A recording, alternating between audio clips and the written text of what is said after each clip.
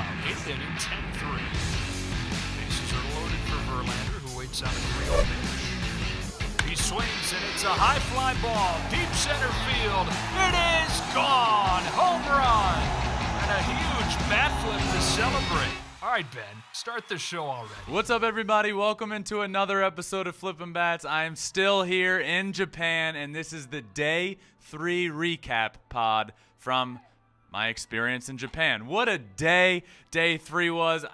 To be honest with you, don't even know what day it was because it's really confusing what day it is in America and out here. I think Day 3 was Sunday. So let's talk about my Day 3, and it started really early, 5 a.m., meetup time. So my wake up call in my room was like 4:30, basically 4:45, 5 a.m. to get to a bullet train, where I took the bullet train from Tokyo to Iwate. Now, briefly want to explain Iwate because I didn't know this, so a lot of you probably didn't know this. Iwate is basically like a state. Think of it as a state. It is a province, or a prefecture. Sorry, still learning out here. It's a prefecture.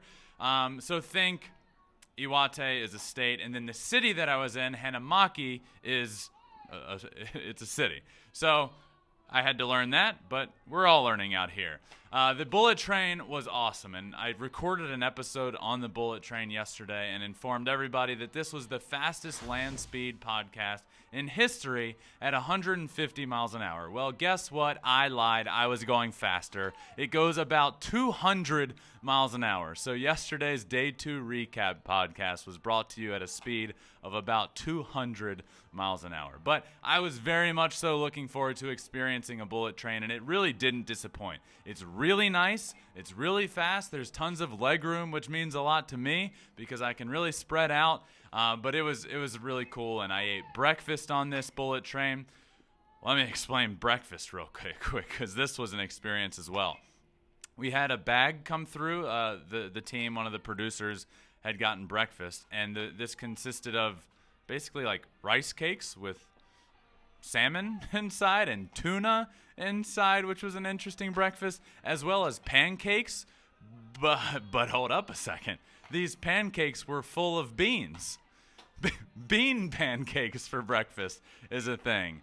And so, yes, lots of rice, salmon, tuna, bean pancakes. There was egg sandwiches, but not your traditional egg sandwich. It was but look, I'm here to embrace the culture, and it was actually really good. I liked my salmon and rice cake, for lack of a better term, and it was really good.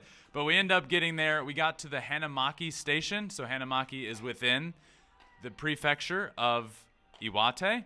We get there and immediately set our sights on heading to Mizusawa Little League, which is where Shohei Ohtani played Little League. And man, this was such a cool experience. From the drive there, it was about 30 minutes from the Hanamaki station, drive to Mizusawa Little League, and it was special. It was incredible.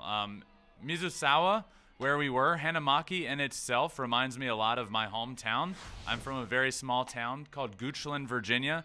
It's right in between Richmond and Charlottesville in Virginia. Very country, rural, a lot of open field, a lot of crops, plants. Think of Mizusawa, Hanamaki, like that. So we get to Mizusawa Little League, and it is legitimately in between these two like highways. You have to pass it on a highway, and then you exit and come back, and you enter through this little tunnel, and you come up, and you're just greeted by two incredible Little League baseball fields. And these fields are in the middle of two highways, and there's a mineral field right behind it. I mean, it was so cool to see this and to really think, wow, Shohei Ohtani's baseball career started right here, in between two highways and a mineral field. And that was the first thing that hit me, and I couldn't stop thinking about it. So, yes, just to get the lay of the land, picture that. You go down through this little tunnel. You come up through the plants and the grass and the mineral field on your left. You come over a hill, and there's two all-dirt Little League baseball fields, and it was so cool to see that. But my experience there, is something that I will remember forever. And I have probably said that a few times on this trip. And to be honest with you, I will probably be saying that a lot more times on this trip. But the experience at Mizusawa Little League was unlike anything I have experienced before. First off, the field was really cool, but for a Little League field, it's a pretty good size. But one story that I heard there from a coach on the team, a guy that was actually a coach on the team when Shohei played at that Little League as well. Apparently, so there's a river out beyond the right field fence. It's a fence, and then the right field fence, then there's a bunch of grass, there's some trees, and then there's a river off in the distance. Now, for a Little Leaguer, it doesn't seem like a Little Leaguer would be able to hit it there. Well, Shohei Ohtani, even as a Little Leaguer, guess what? He used to hit balls into this river quite frequently, to the point where the coach had to come up to him and say, "Hey, Shohei, we need you to stop hitting balls into the river because we don't have the money to keep paying for all these baseballs. So please start hitting it to the opposite field." He started doing that. And now we see Shohei all the time hit really well to the opposite field. And this is kind of where it all started. He used to pull balls into the river, and because they kept losing so many baseballs and couldn't afford them, he had to start hitting balls to the opposite field, which is really cool. But, these kids here at the Little League, they were practicing right there when we got there, and the experience was unbelievable. Obviously, there is a very large cultural difference. I can't talk to these kids, and they can't talk to me in our native languages, but we can communicate in body language and a clear respect and appreciation that we had for each other. These kids would take off their hats and bow, and I would bow back to them. And waving isn't, this is something I've learned, waving isn't something that is done super frequently here, but I would wave to these kids, and they would be like, "Oh, hey," and wave back, and then we would bow to each other. And just the experience with these little kids there was pretty emotional. They all came up to me later after I spent a good bit of time here interacting with them, being around them, watching them practice, which was awesome to see, by the way. They're very meticulous with their practices, even at Little League, and was there for a little while. And after they all finished up, they would come up to me, and they got me to sign a bunch of things. I signed every kid's hat. I signed a lot of baseball gloves. I signed a lot of batting gloves. I signed a water bottle for a kid. He legitimately just brought up his water bottle, and there was a very small portion of it that was pink or a lighter color that I could sign because the rest was black. He pointed at it and had me sign his water bottle, and then ended up getting ready to leave, got back in a van, and as we were pulling out, I had to get out of the van because they were all lining up right in front of the van, and I didn't know what was happening, but they all lined up and took off their hats. They bowed at the same time and said something along the lines of, "Thank you." Masa's here off in the distance. Masa, they said thank you. Was that what was said in this line of the Little League kids yesterday? Yeah, they lined up, took off their hats, bowed, and said thank you. And I did the same back to them. End up getting in the van, and as we were getting ready to pull out, they mobbed the van. Mobbed it to come up and say goodbye. And I can't stress this enough. This isn't about mobbing me. This isn't about me being a big deal. This is about a love and mutual respect of Shohei Ohtani. I mentioned that there is a big cultural difference, and we obviously can't speak each other's languages. But we were speaking the language of Shohei Ohtani out there on that Little League field, and everybody can love and appreciate that. Certainly me, certainly those kids that are playing on the exact same field that Shohei Ohtani himself played on. And when I was pulling out of that place in the van, they all, even after lining up and saying thank you and wanting my autograph and all of that stuff, they mobbed the van. I stuck my head out the van, put my hand out. They all just gave me a high five and said thank you, and it was special. It was a very special moment, and it was a very beautiful moment. It's a beautiful area in the sense of it just, it's in between two highways. It's just an open field, and next thing you know, there's a bunch of kids playing Little League baseball in between this area that you wouldn't expect to see it, and it was really cool. But from there, It was back in the van and off to Shohei's high school. Now, the ride there was about 30 minutes, and we stopped at a convenience store. And what you typically don't do in the United States when you go into a convenience store is say, you know what I need? Sushi. But we did that here. Went in the convenience store, got some sushi, and it was incredible. Every food, I tried a bunch of the food from in there. Sushi was great. They had these meatballs that were great. There were pot stickers that were really good. I got a sandwich that was really good. Needless to say, I ate a lot from this convenience store, and it was all really good.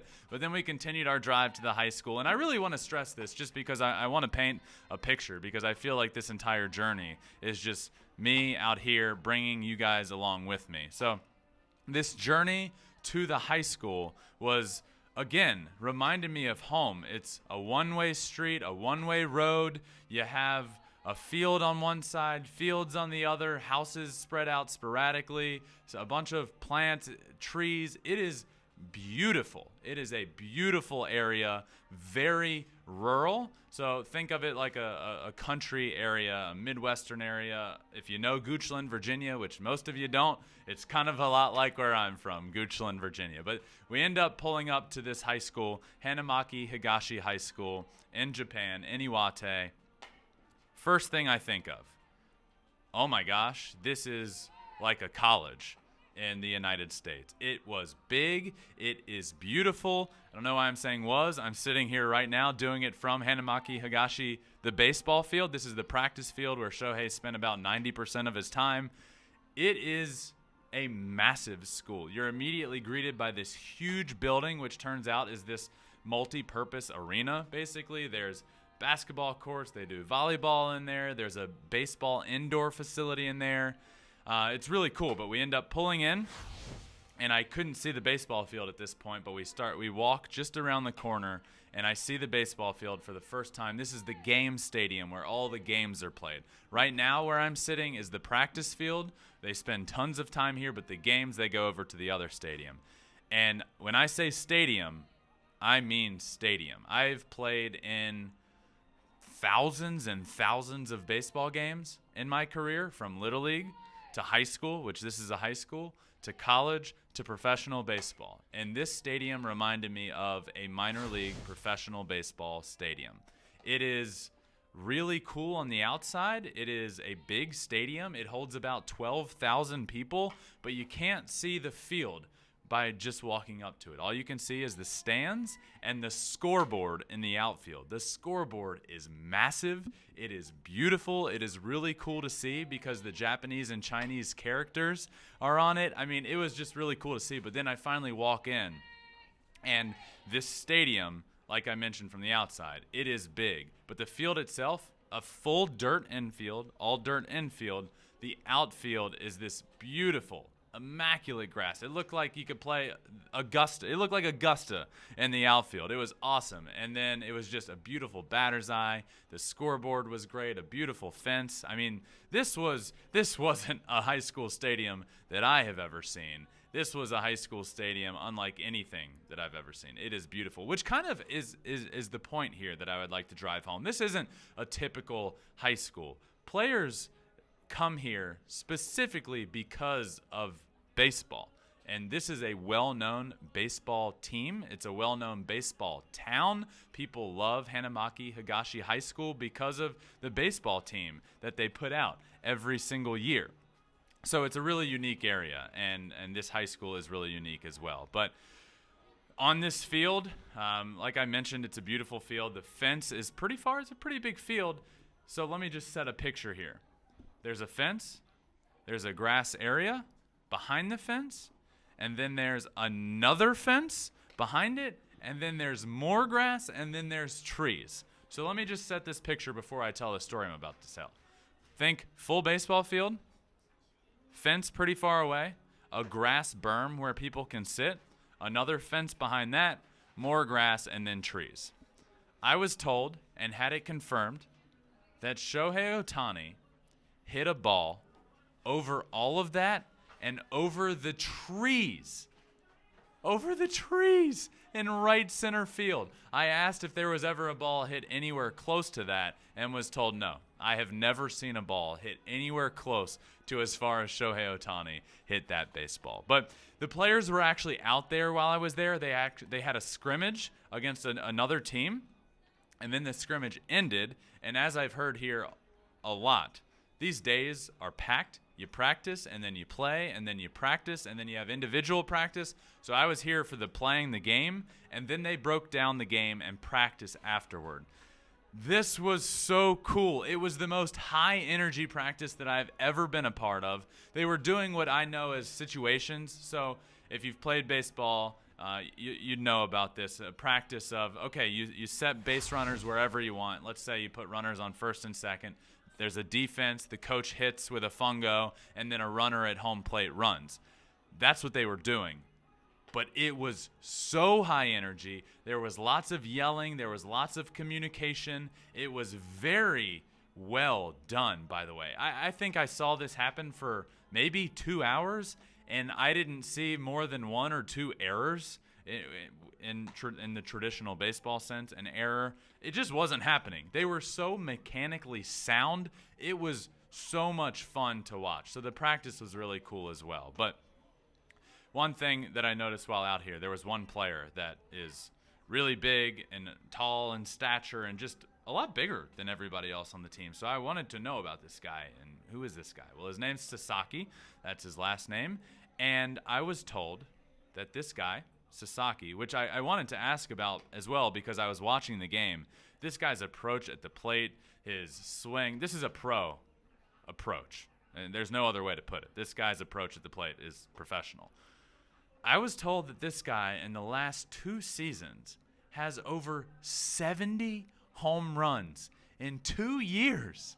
That's remarkable. And we're not looking at a field that's small. This is a massive field. It's really big, and this guy has over 70 home runs in 2 years. But this high school experience was awesome. I got to see this yesterday and spent a lot of time here. But from here, from Hanamaki Higashi High School, it was off to the hotel. The day was coming to an end. We had shot a lot of stuff, a lot of content that we keep putting out on Twitter and TikTok, by the way.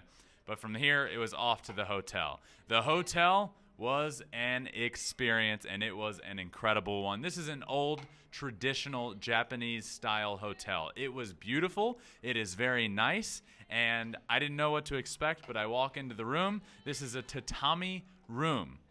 I didn't know what that meant. A lot of you don't know what it means. Let me explain what it means. I walk in. I open the door. I immediately take off my shoes because there's like a little raise. So I just took off my shoes, open the door, look around. Guess what? There's no bed. I didn't know what a tatami-style room was, but I was certainly shocked to not see a bed. I had no bed in my room. There was a table sitting right in the middle of the room with 2 chairs that lay on the ground. The chairs are on the ground with padding, and it was a very unique style floor, which is apparently a tatami-style room. It was so cool. I later found out very quickly that, yeah, there will be a bed. They come in and make the bed for you when you go down to dinner. I didn't know that, so as you can imagine, it was quite alarming to walk into a room without a bed. In hindsight, how cool. I'm in Japan, and I got to experience an old traditional Japanese-style room, a tatami room. Man, it was just so cool, but then I ended up going down to dinner, and guess what? They ended up setting up the bed. The bedding was on the floor. Really cool to see that, and a really special experience. And I've embraced the culture here, the experience, and being in a tatami-style room, a tatami room, was awesome. But speaking of dinner, another thing that I learned, everybody wore robes to dinner. And obviously I'm embracing the culture wherever I go. It's something that's important to me. I am here in Japan, and I want to embrace the culture and immerse myself in the culture as much as I possibly can. So I found the robes in my room, which I previously thought was a towel, but it was not. It is the robe, and I picked it up, found that it, in fact, is a robe, put it on, and there's a lot of different components to this. It's a robe, it's like a vest style top, and there's like a tie that you put around your waist. So I got ready, I headed down to dinner, where met up with the rest of the team, the producers, and we went to dinner, and it was incredible. So one, it was a very traditional dinner, as you can imagine, being in a hotel as we were. But think buffet. But when you think buffet, think gourmet, massive buffet. It was the best buffet I have ever had in my entire life, and it had everything you can possibly imagine. There was pasta, there was sushi, there was sashimi, there was soup, there was salad, there was rice, there were these bowls of a lot of different things. It was awesome. Dinner was an incredible experience as well. And then I went back up to my room, and guess what? While I was down there, they ended up making my bed for me. They came in the room, they put the bedding down on the tatami floor. I don't know if that's a thing. It's a tatami room. The flooring was unique. They put the bedding down on the floor, and it was great. It was incredible. I got such a great night's sleep. But before I got to sleep, we went to our first official meetup here in Japan, and it happened in Iwate, in Hanamaki. It was scheduled for 8 o'clock. We didn't promote this outside of that day. It was just that morning was the first time we promoted it. It's in a very small town. As I mentioned, it's like my hometown. A lot of land, a lot of open land, not a ton of people. So I didn't know what to expect. But I go to this place where our meetup was scheduled, and it was scheduled for 8 o'clock, okay? At 8:05, I arrived, and there was a bunch of people waiting there for me to show up, which I can't even, I struggle to say this without a smile on my face. It's so incredible. I show up to a crowd of people. At that time, there were probably about 15 people already there waiting. I get out. They clapped. They waved. They gave me presents. I got presents. Guys, look, and by no means is this about me. This is a Shohei Ohtani meetup. That's what this is about. This is a massive Shohei Ohtani appreciation meetup where everybody can get together, and you might not understand each other at all times. Your cultures might be very different, but one thing that we all have in common is a love and respect and appreciation for Shohei Ohtani. And they have made it very clear that I do that well in America, and they are appreciative of that over here. So to have the response and the love and the gifts, I was given newspaper articles. I was asked to sign newspaper articles. I was given handcrafted glasswork by the person that gave it to me, which was beautiful, by the way. One of them being a really big, like a pen, a glass pen. But it was so crystal clear, and he handmade it just for me. It was so cool. There was a wind chime that somebody made.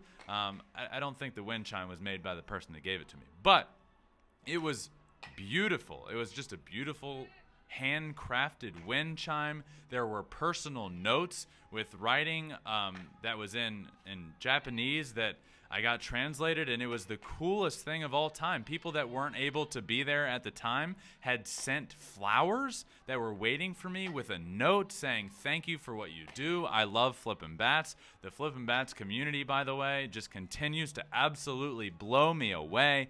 But the conversations I had there were special. And again, things that I will never forget. One of them, I had a guy come up to me that just said, "Hey, I just wanted to thank you and explain a little bit what's going on." People in Iwate are shy. They are reserved.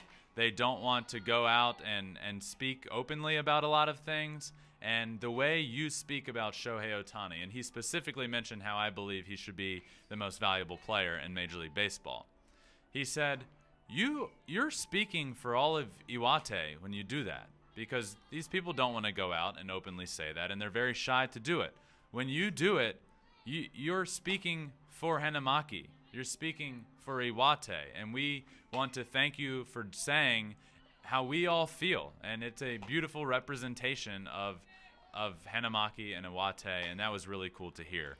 Another thing that stood out to me, there was a terminally ill woman that came. 40 minutes, by the way. She drove 40 minutes just to see me. And a really cool part of this story is she's sick, and her outlook on life was down. It wasn't great, and she was sad and depressed. And Shohei Ohtani himself changed her mindset here.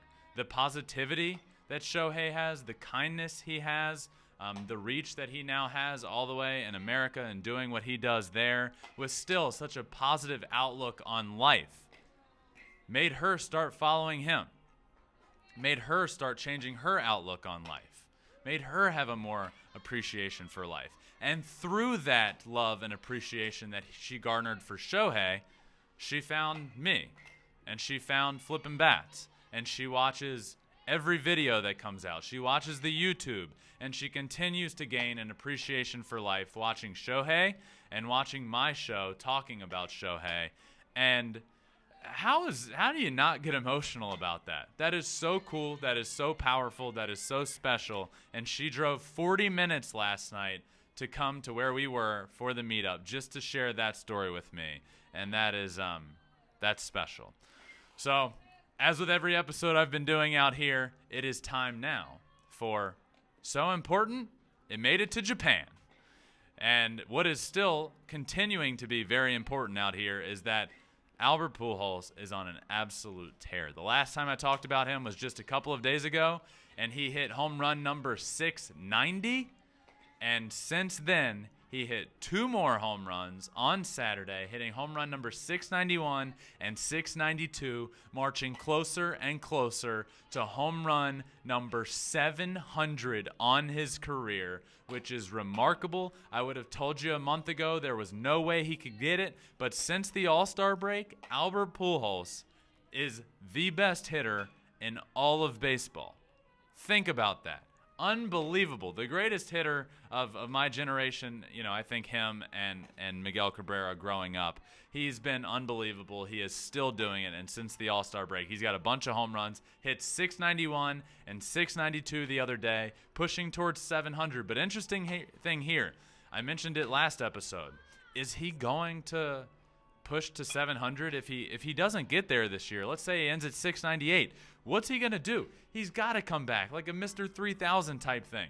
He doubled down on that and said, I'm retiring after this year no matter what happens. So I hope for all of the world that he can get to 700 here soon. But a fun part that we've been doing with every episode out here in Japan is my Japanese word of the day. In every episode, I will be learning a new Japanese word, thanks to Masa. Now let's go through all of the ones that I have learned so far, as well as you all. We're doing this together. We're learning some Japanese. So first up, yakyu, baseball. Second up was sanshin. That means strikeout. And third, kanzenjia. That means perfect game. So Masa is back out here with me today. Masa, thank you for coming out here. What is today's word, Japanese word of the day? Okay, how about daida? Daida. Okay, what does that mean? Pinch hit. Pinch hit? Okay, so daida, pinch hit. Is that correct? That's correct. Daida, pinch hit. Okay. Daida, pinch hit. So let's go through it. We got to remember them all. Daida, pinch hit. Kanzenjia, perfect game. Sanshin, strikeout. And yakyu means baseball. Masa, how am I doing? Doing great, actually. I feel like I'm doing pretty good as well. This Japanese word of the day has been great. It ends every episode, and this one has been a blast. Guys, I can't stress this enough. I am having the time of my life out here. The community out here, the Flippin Bats community, the reach around the globe has been overwhelming and incredible, and I am truly having the time of my life, and I will continue every step of the way to bring you guys along with me, along this journey with me, and I couldn't be more appreciative to be here. So thank you all for listening. Make sure you like, subscribe anywhere you listen to your podcast, Apple, Spotify, Google, anywhere. We're really crushing it on socials right now. We're putting out everything we possibly can, so make sure you guys follow there. Twitter, Instagram, Facebook, TikTok, and we're on YouTube as well. You can watch every single episode on YouTube. Everything is at Flippin Bats Pod. So I hope you all enjoyed this episode. This has been a lot of fun. The Day 3 recap from here in Japan. And I will see you all next time for another episode of Flippin Bats. Peace.